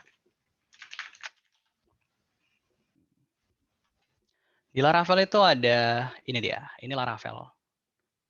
Dan banyak banget halamannya. Kalian kalau di website, misalnya kalian punya 20 halaman, kalian harus bikin 20 halaman dengan codingan juga. Kayak gitu. Ini banyak banget. Tapi kalau framework, yang namanya framework, ini nggak semuanya kalian coding sendiri dari atas sampai bawah nih. Ini nggak kalian coding sendiri. Ada yang udah disediakan, kalian tinggal menambahkan yang perlu ditambahkan saja. Contohnya, ini adalah halaman awal dari website saya. Nah, di halaman awal itu ada di atas. Sebentar, ada contoh lain nggak ya? Nah, contohnya ini adalah halaman awal ya. Seperti ini. Ini 87 baris. Satu halaman aja. Kalau kalian pengen bikin halaman lain, bikin lagi. Halaman lain, bikin lagi. Terus bikin gitu. Jadi kalian tuh, tapi polanya itu mirip. Kalau pemrograman di website itu polanya mirip. Jadi codingan satu ada div, class. Div class tuh kayak gini ya. Kalian misalnya di halaman pertama nih, website, misalnya kayak gini. Di atas ada yang namanya, saya lupa namanya apa. Kita sebut aja namanya ini kayak option ya. Di atas ini ada option. Cara bikinnya adalah seperti ini. Contoh gini, option pertama itu pull request, kedua isu, ketiga ini, keempat ini. Kayak gitu sebenarnya. Dan juga kalian bisa manipulasi data kalian di sini. Contoh gini ya. Buat kalian yang misalnya punya, jangan. Kalian bisa manipulasi halaman website itu dari yang namanya inspect element. Ini dia. Kalau kalian pencet F12, bakal muncul halaman kayak gini. Ini tuh apa sih? Ini tuh codingan dari website ini.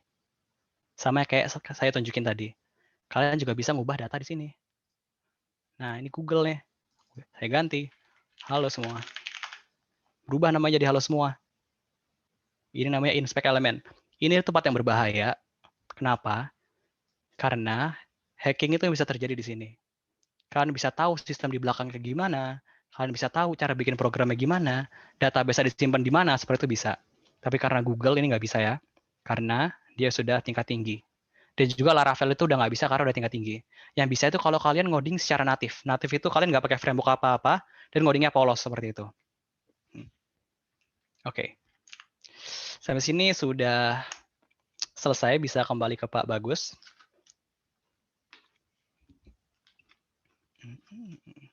Halo Pak.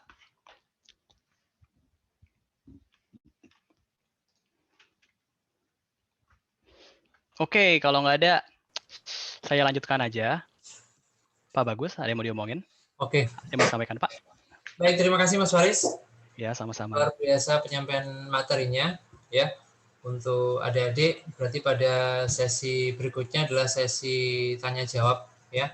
Jadi adik-adik bisa nanti sharing beberapa hal yang tadi memang cukup banyak ya yang dibahas ya, luar biasa, mulai dari beberapa hal mungkin ada beberapa yang adik-adik harus tekuni untuk spesialis ya. Jadi ada beberapa banyak job profesi di informatika, adik-adik ambil satu spesialis itu yang ditekuni ya. Luar biasa, sambil beberapa yang lain bisa dimaksimalkan. Sampai dijelaskan proses untuk interview ya. Adik-adik cukup banyak tipsnya ya. Maka nanti adik-adik bisa sharing pada sesi ini ya. Baik, sebelumnya mungkin saya pengen review untuk beberapa video terkait informatika ini, ada hubungannya sama perkembangan teknologi gitu ya, yang sangat cepat. Jadi adik-adik harus, tadi sudah disampaikan Mas Faris, untuk update ya, untuk mengikuti perkembangan teknologi ya. Berikut saya coba share sedikit.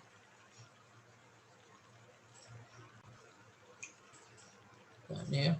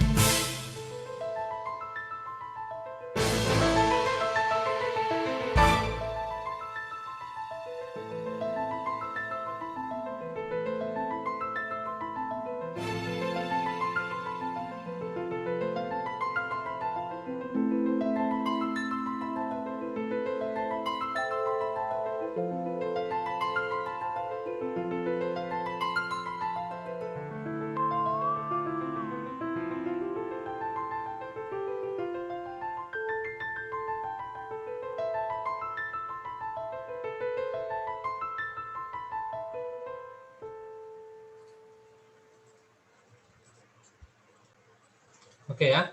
Baik, tadi beberapa sedikit tentang review untuk perkembangan teknologi ya. Menggunakan teknologi apa itu Mas Faris kira-kira? Apa ya? Mungkin VR ya, Pak ya? VR Virtual ya? reality ya. Oke, baik. Nah, ini terkait sama teknologi ya. Ini tadi sudah disampaikan Mas Faris tidak ada habisnya, maka adik-adik semuanya harus terus belajar ya. Jadi beberapa hal spesialis tadi ya. Jadi sudah adik-adik sudah luar biasa masuk di informatika di universitas, tapi itu tidak boleh dijadikan sebuah kebanggaan ya. Banggalah saat adik-adik nanti bisa berhasil dalam spesialis di informatika yang tadi Mas Faris sudah sampaikan, gitu ya. Berarti artinya terus belajar ya. Beberapa teknologi pun kita ikuti, apapun termasuk bagaimana beberapa materi pendukung yang nanti itu bisa membantu adik-adik untuk proses sukses ke depan ya. Termasuk intinya tadi soft skill ya. Jadi Mas Faris sudah sampaikan tadi, balik lagi informatika programming tidak boleh gampang menyerah ya. Harus teliti dan bersabar gitu ya. Kalau codingnya ada kendala error misalnya, berarti kita harus tidak boleh gampang cepat menyerah ya. Baik, untuk berikutnya sesi tanya jawab ya. Oke. Mungkin coba ini yang mungkin dari UPN ya. Coba dikasih reaction mana? Yang dari UPN gimana ini suaranya? Yang dari UPN coba bersuara. Hadir? Hadir ya? Hadir. Oke, baik. Hadir, Pak. Ada berapa teman-teman yang di UPN? Banyak, Pak. Banyak ya? Banyak. Geng informatika cukup banyak ini ya UPN ya. Oke, baik. Yang dari ITS mungkin? Dari ITS, mana suaranya yang dari ITS? Hadir Pak, hadir. Hadir ya? Oke, ini pematerinya Mas Faris ya. Jadi belajar dari kakak kelas ya. Luar biasa, jadi banyak hal tadi yang disampaikan, sudah luar biasa ya. Baik, teman-teman seluruh yang hadir semuanya ya. Jadi materi sesi untuk tanya jawab nanti dimulai dari kesempatan pertama 3 penanya dulu ya. Nanti bergantian ya. Kita tampung dulu pertanyaannya, kemudian nanti bisa setelah itu Mas Faris bisa review jawabannya satu persatu ya. Baik, oke. Bisa dimulai untuk sesi tanya jawab. Silahkan untuk seluruh peserta boleh menanyakan ya. Boleh, silakan via voice langsung. Tolong disebutkan ini nama kemudian dari universitas mana ya. Baik, silakan bisa bertanya. Saya izin bertanya.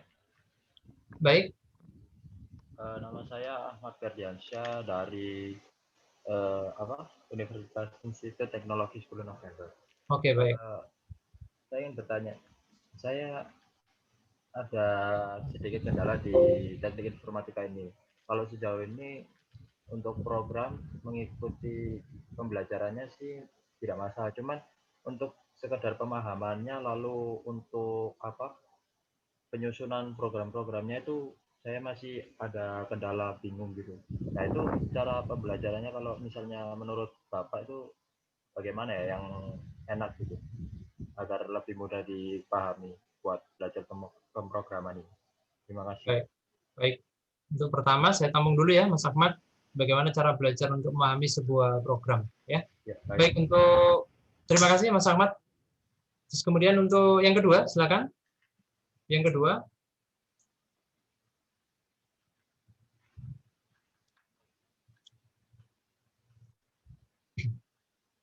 Silakan. Yang kedua, silakan. Yang lain bisa ditanyakan.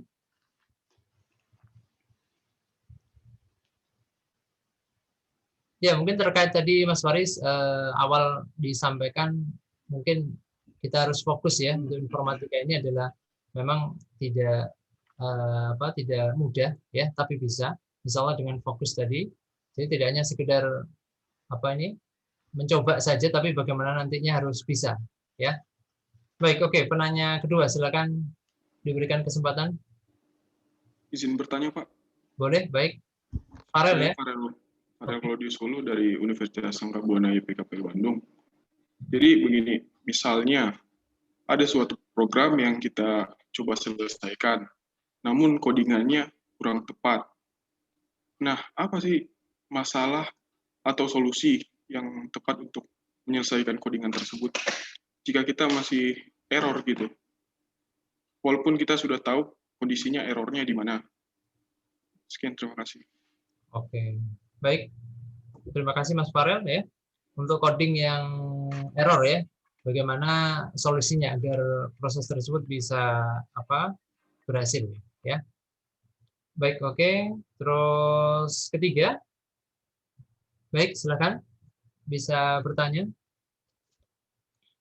Jadi bisa diskusi apapun yang terkait adik-adik mahasiswa semua mungkin ada kesulitan atau mungkin selama ini mengenal sejauh mana informatika ya.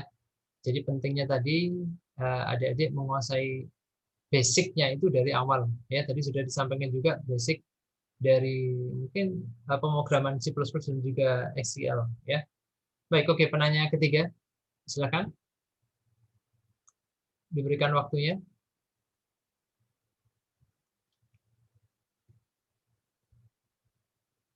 Ya, mungkin cukup banyak ya. Jadi beberapa materinya mungkin ada beberapa hal pengembangan terkait teknik informatika yang tadi sudah disampaikan Mas Waris. Ya. Saya boleh tanya, Pak? Saya Baik, mau tanya, Pak. silakan. Oke, Pak. Saya Ahmad Faizul Maafi. Ya, oke, silakan. Mas Faris, saya tanya Mas Faris ini ya.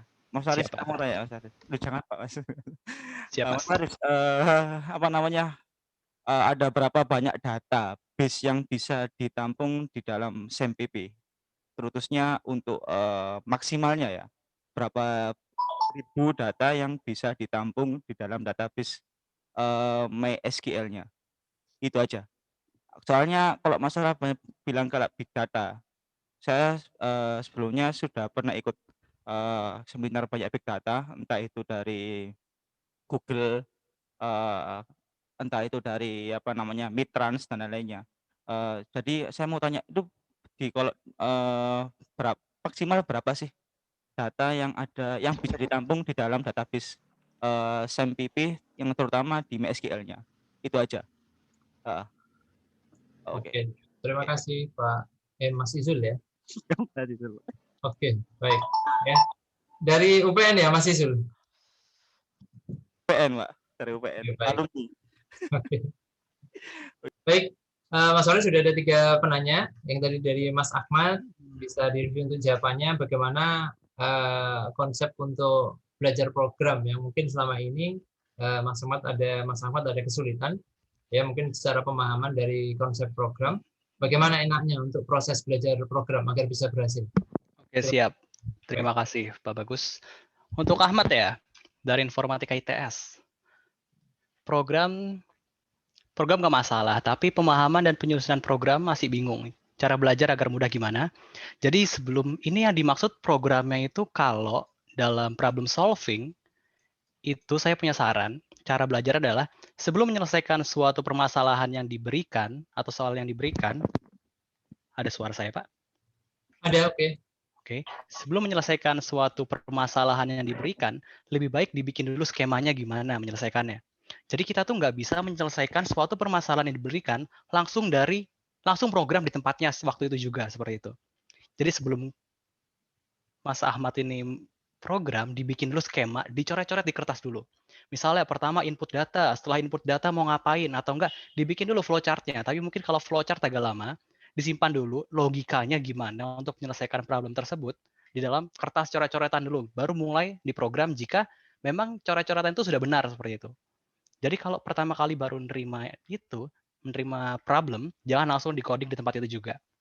Tapi dibikin dulu skema penyelesaiannya gimana, alur logikanya gimana, baru program seperti itu.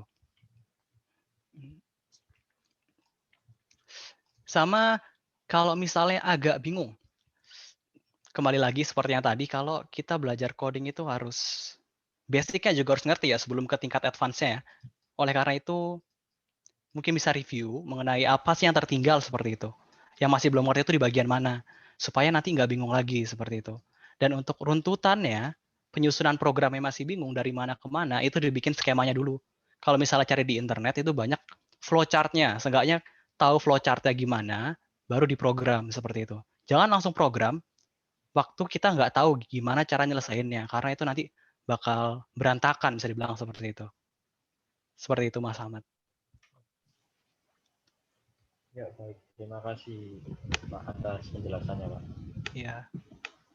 Oke, baik. Berikutnya dari Farel tadi ya. Ini Oke, bagaimana selanjutnya. solusinya ya? Kalau ada kita mengerjakan coding kemudian belum berhasil ya, berulang kali belum berhasil, padahal mungkin konsepnya secara coding sudah benar ya. Apa solusinya, Mas Farid? Pertanyaan Mas Farel tadi itu seperti ini. Ada suatu program yang coba diselesaikan tapi kurang tepat. Masalah atau solusi yang tepat untuk menyelesaikan itu gimana? Dan di mana salahnya sih meskipun error dan udah tahu di mana errornya. Jadi kalau misalnya apa sih yang bisa terjadi saat kurang tepat melakukan pemrograman? Kurang tepatnya mungkin seperti ini. Mungkin Mas Farel bikin program yang seharusnya bisa efektif tapi tidak efektif. Itu bisa dibilang kurang tepat. Yang harusnya bisa efektif tapi ternyata yang dibikin itu tidak efektif karena kita belum menemukan gimana sih cara terbaik untuk menyelesaikan program ini. Itu juga bisa dibilang kurang tepat dari situ. Dan juga kalau misalnya dari error. Kembali lagi kalau error, kita harus sering-sering mencari di internet dengan kesabaran yang luar biasa. Karena kadang juga kita nggak nemu-nemu salahnya di mana meskipun udah nyari di internet.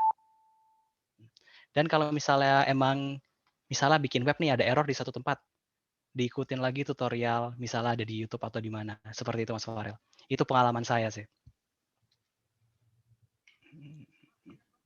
Ya, terima kasih, Pak.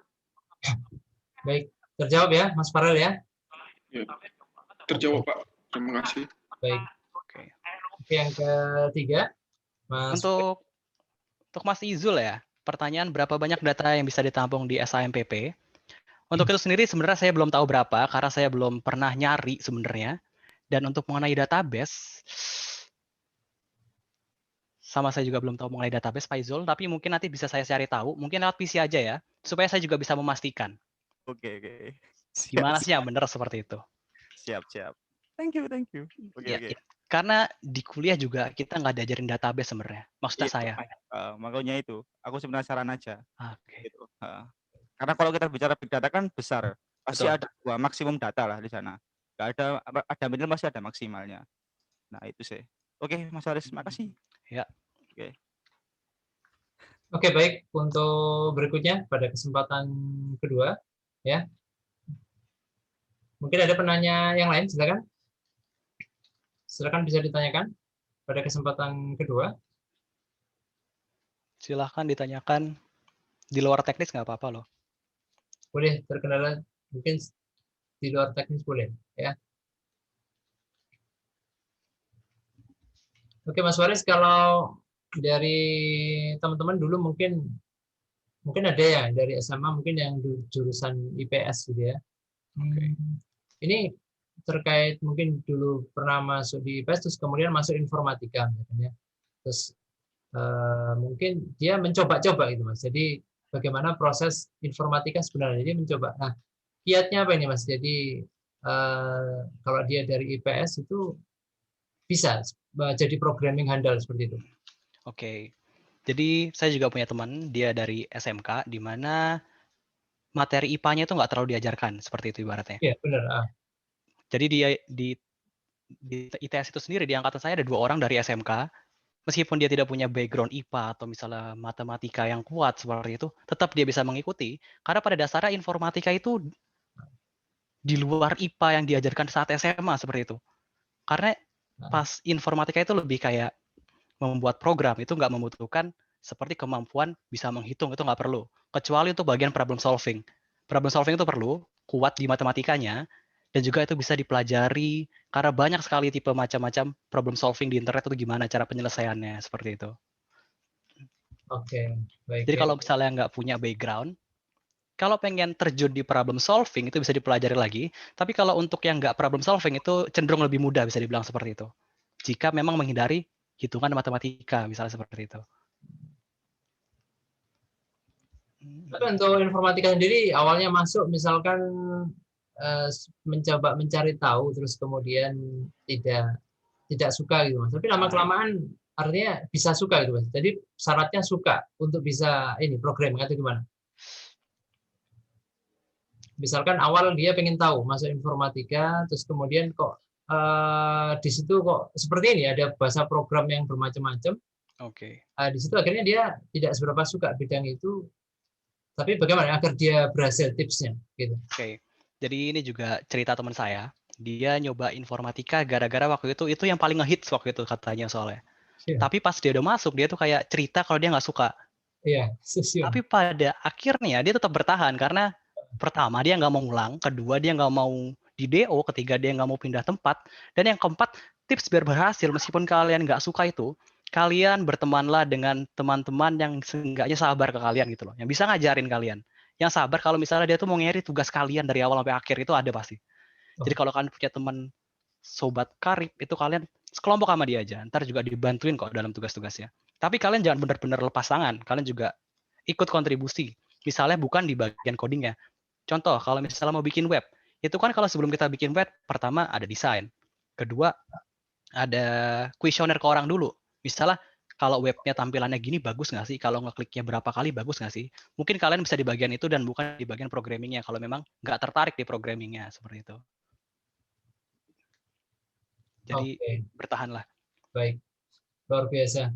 Jadi dengan dia bertahan dan juga ini ada teman-teman yang membantu gitu ya Mas Faris ya. Iya, betul. Saat mungkin dia bertahan tadi dia mulai belajar beberapa hal sehingga mengikuti pola teman-temannya, mengikuti lingkungan sehingga dia bisa berhasil ya.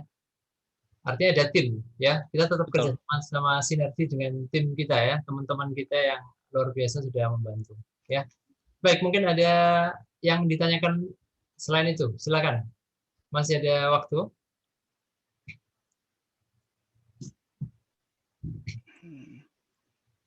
Mungkin sekalian yang lain memikirkan pertanyaannya, boleh ngasih tips sedikit buat kalian dari sekarang. Tolong buat LinkedIn ya, bisa dibilang buat LinkedIn, supaya itu buat portofolio CV online kalian, itu juga penting. Itu bisa dicicil dari sekarang kok.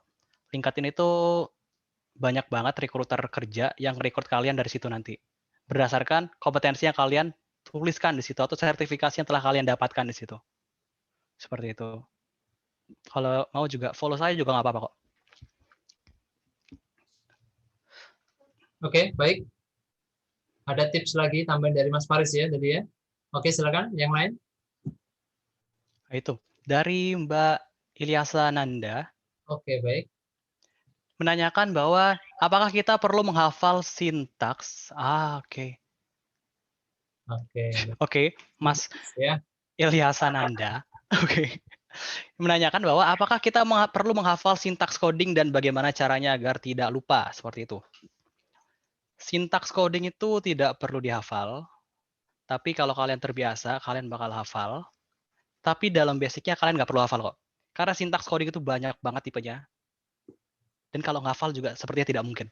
Oleh karena itu, banyak banget yang namanya Stack Overflow tadi, atau misalnya kalian pernah lihat di internet misalnya, fungsi strlen itu apa, kayak gitu. Kalian cari di internet. Kalian tuh nggak perlu ngafal codingan, karena sepertinya nggak mungkin buat ngafal codingan. Yang penting tahu basic-basic cara makainya aja. Gitu. Oke, baik. Oke ya, jadi tidak perlu dihafal Mas ya? Tidak perlu. Soalnya saya juga pengalaman sendiri, saya pas belajar C, itu saya ngerti sih semuanya. Karena udah terbiasa satu semester pakai C gitu kan. Di semester kedua, belajar pakai Python. Nah ini sih lupa semua nih. Tapi Python-nya bisa. Di semester 3, belajar Java. C sama Python lupa semua. Java-nya bisa. Di situ saya menyimpulkan di akhir semester bahwa kita tidak perlu menghafal sintaks karena itu emang sulit dihafalkan. Karena kalian kalau dapat ilmu baru, kalian bakal lupa ilmu yang lama seperti itu polanya. Kecuali kalian benar-benar fokus kayak tadi yang saya sebutkan di awal, fokusnya di satu bidang. Misalnya kalian pengen jadi data analis, kalian dari awal tingkatin terus tuh kemampuan di Python kalian. Jadi kalian tuh sampai dari awal sampai akhir tuh nggak lupa dan seenggaknya kalian punya satu icon kalian, yaitu kalian jago di data analis atau dibikin website seperti itu. Sama sering latihan biar nggak lupa. Terima kasih kepada Mas Soki Batun. Nairoh. Sering latihan. Oke, baik. Oke, baik, silakan. Mungkin ada yang ditanyakan lagi. Itu ada pertanyaan dari Mas Muhammad Firmansyah. Oke, baik. Oke, betul Mas ya. Bagaimana prospek kerja dunia AI engineering? Kok rasanya kurang banyak lowongan kerja di bidang itu jika dibanding web atau Android? Saya waktu kuliah fokus di AI, machine learning dan deep learning, dan saya juga sendiri menemukan tuh sulit nyari pekerjaan di bidang machine learning dan deep learning karena prospek kerjanya di Indonesia ini masih belum ada, masih sedikit, sangat sedikit. Boleh share screen ya. Jadi kalau kalian machine learning atau deep learning, ini bekas nyari yang tadi ditanya Mas Izul. Kalian itu, saya udah bikin catatan tadi, ada dua perusahaan yang saya temukan yang bekerja dalam bidang machine learning dan deep learning. Sebentar ya. Ini recommended buat kalian yang suka AI.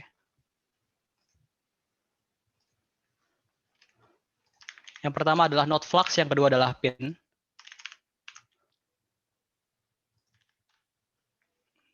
NotFlux ini perusahaan ada kantornya di Indonesia, mungkin multinasional ya. Dia tuh fokus di machine learning, artificial intelligence, dan deep learning. Seperti sekarang di Jakarta itu sering banget yang namanya sekarang kamera yang sering ngefoto, misalnya di jalan besar, ngefoto plat nomor mobil.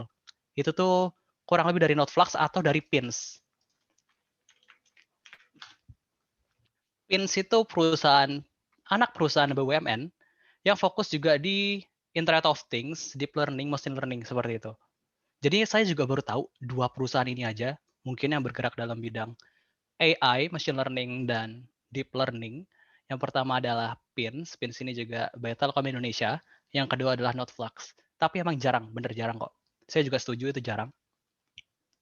Oleh karena itu sekarang saya mulai berubah haluan, jangan takut berubah haluan ke data analis. Karena banyak banget sekarang perusahaan yang butuh data analis, web developer, data scientist, dan juga Android developer. Itu 4 hal yang banyak. Sama SQL juga, database administrator.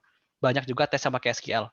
Software engineer juga ada, tapi software engineer itu pasti selalu ada di setiap perusahaan. Tapi tesnya dia agak sulit ya, karena algoritma.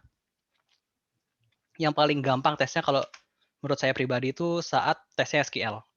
Karena SQL itu tidak terlalu susah. Seperti itu. Memang jarang. Di Indonesia masih jarang. Baik, dari chat pertanyaan Mas Faris, dari Mas Triyono Rifan, ya, bagaimana pandangan tentang beberapa software yang dirusak programnya oleh seorang crack, ya, seberapa ancaman bagi PC laptop kita? Oke. Dari Mas Triyono Rifan ya, kalau kita lihat sekarang, cracking itu bukan suatu hal yang tidak normal lagi lah. Hampir semua aplikasi yang didapatkan anak IT itu pasti crack-crackan karena dia nggak mau bayar. Itu sudah bukan rahasia itu lagi, tapi udah rahasia umum. Bagaimana pandangan kakak tentang software yang dirusak? Ini juga pasti, kalau pandangan secara hukum, kita juga pasti, coba dibayangkan kalau kalian yang punya software itu, pasti kalian kesel seperti itu kan. Tapi, itu juga merupakan tindak ilegal harusnya ya. Tapi kalau dari segi mahasiswa, itu bisa dibilang segi positif. Karena gratis. Oke. Yang kedua adalah, seberapa ancaman besar bagi PC dan laptop? Setahu saya belum pernah menemukan program cracking yang berbahaya buat PC, kecuali program itu emang sudah ditanam seperti alat penyadap di programnya itu ada. Tapi itu nggak berbahaya buat PC. Tapi pasti pas kalian mau install aplikasi cracking itu pasti antivirus kalian nyala. Pasti memblokir seperti itu. Tapi setiap saya install aplikasi cracking itu nggak ada masalah kok. Saya matikan antivirus, saya install, saya kembalikan lagi, saya scan ada virus atau enggak, aman seperti itu. Jadi kalau misalnya bahaya buat PC saya kurang tahu. Tapi sepertinya tidak. Menurut pengalaman sendiri seperti itu, Mas. Baik. Mungkin satu jawaban lagi Mas Faris. Insya Allah habis itu closing ya. Mungkin waktunya tidak cukup nantinya. Baik, Oke. dari mungkin siapa ini? Akmal. Nurkolis Amanullah. Bagaimana tips menghadapi perkuliahan online di bidang informatika yang harus memerlukan praktek agar bisa mempersiapkan diri menghadapi dunia kerja? Yang saya temukan saat kuliah secara offline juga, bahwa dosen itu mengajarkan luarnya aja, malah dia tidak mengajarkan apa-apa seperti itu. Jadi cuman misalnya kita diajarin website. Jadi website tuh ada ini, ada ini, ada ini. Tapi programnya nggak tahu sama sekali. Dan final project-nya kita disuruh bikin website seperti itu. Kan dia nggak ngajarin, tapi nyuruh kita bikin website seperti itu contohnya. Kembali lagi ke kitanya sendiri. Kalau kita nggak boleh berekspektasi apa-apa dari dosen, kita anggap dosen itu cuma mengajarkan teorinya saja, dan kita menemukan gimana cara bikinnya tuh. Contoh di YouTube. YouTube itu banyak banget tutorial bikin website atau menyelesaikan program A, program B. Dan contohnya sama kayak sekarang. Offline aja bingung, apalagi online seperti itu. Karena nggak ketemu langsung. Jadi notabene harus memerlukan praktek agar bisa mempersiapkan diri di dunia kerja. Kalian harus banyak praktek sendiri seperti itu. Jadi kalian harus banyak praktek di luar pelajaran dan di luar dosen. Tapi materinya nggak keluar dari topik dosen seperti itu. Jadi banyakin praktek sebenarnya. Emang itu dari dulu emang gitu. Oke, untuk perwakilan Mas Faris dari Mbak Nabila Sabani, ada pertanyaan di chat yang bagian bawah. Untuk terakhir, ya, untuk teman-teman yang lain mungkin review jawaban belum sempat ditanyakan, ya. Oke, buat Mbak Nabila, gimana cara kita menentukan hal ikonik kita mau fokus di mana kalau belum ada gambaran?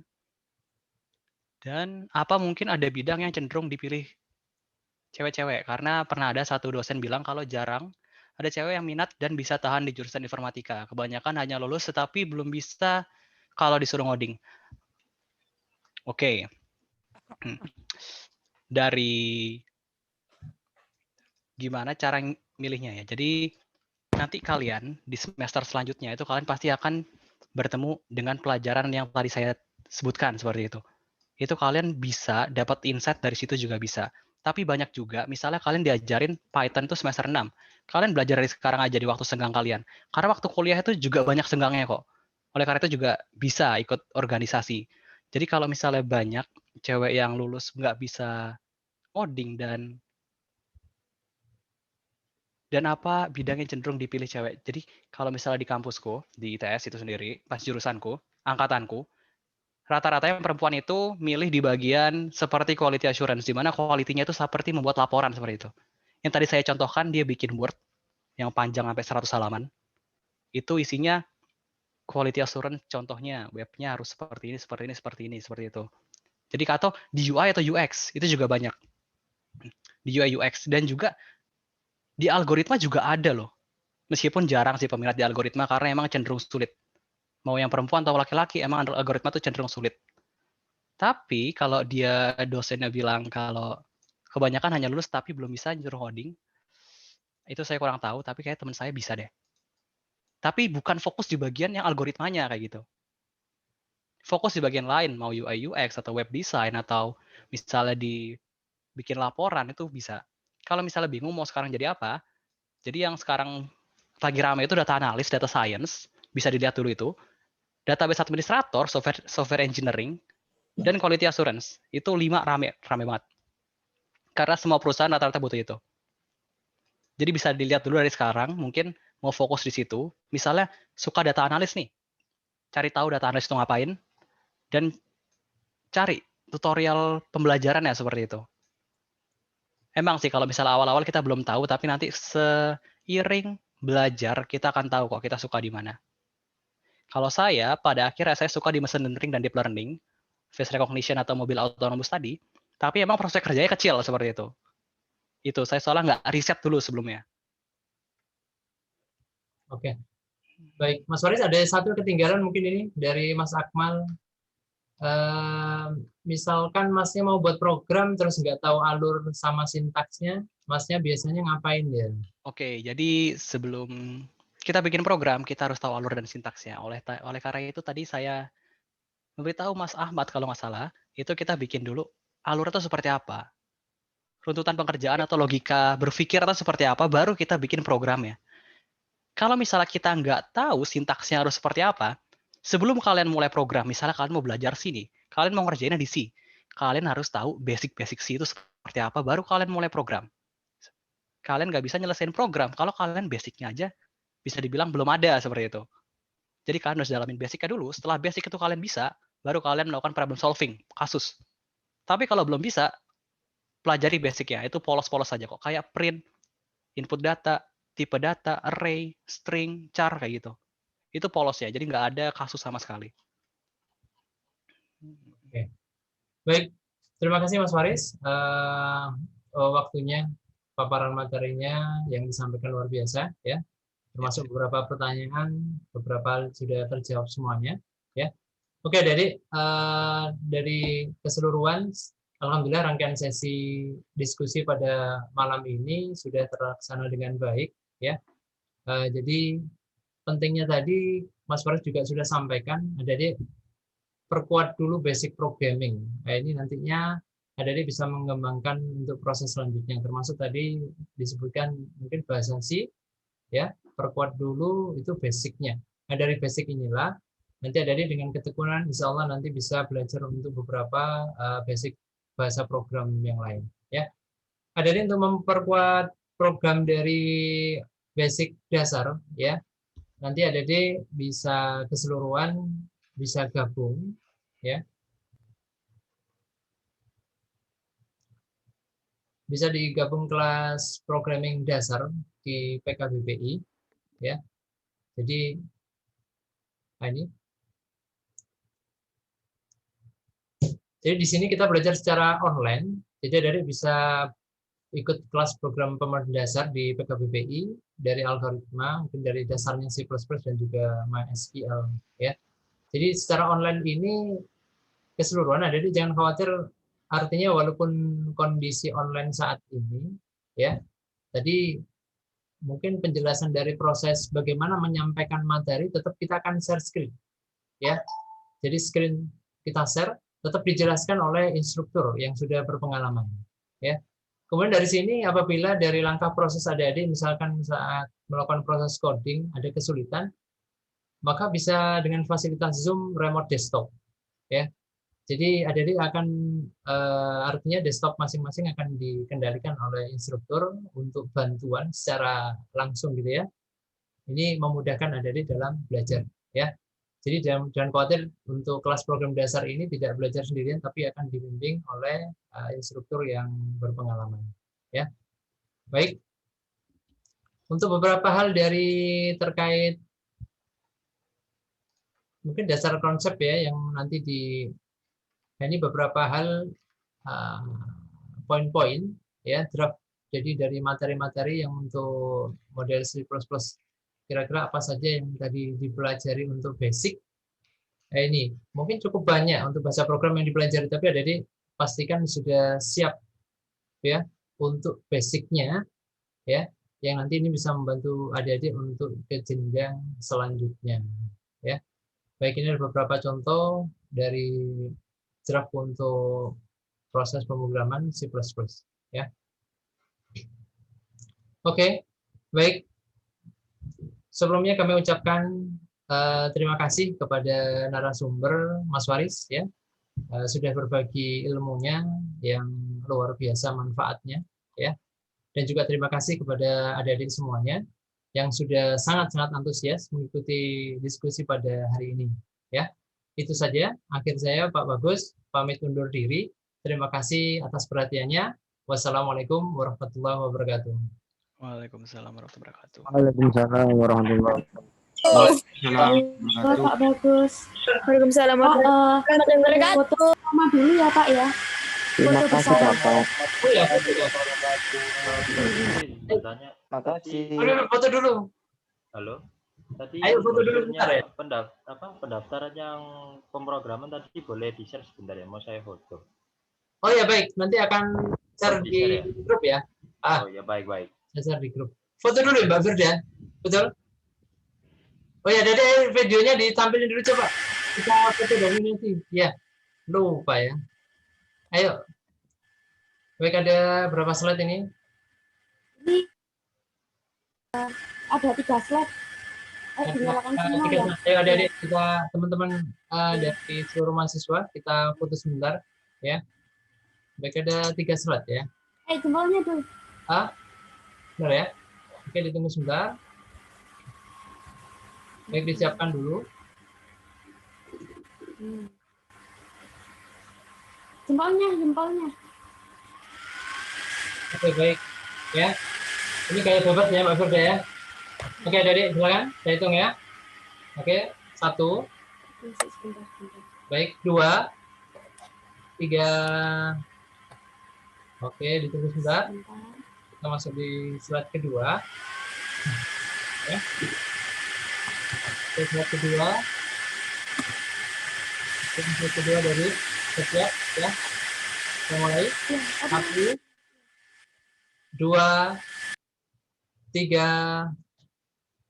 Oke, ditunggu sebentar. Slide terakhir ya. Oke, slide ketiga. Oke, slide ketiga. Ucapkan 1, 2, 3. Oke, baik. Terima kasih adik-adik atas waktunya, luar biasa semuanya. Salam sukses untuk semua. Baik, boleh exit meeting ya. Terima kasih kakak. Terima kasih Pak. Oke, Terima kasih Kak atas materinya. Terima kasih. Terima kasih, Kak. Mas. Terima kasih, Kak.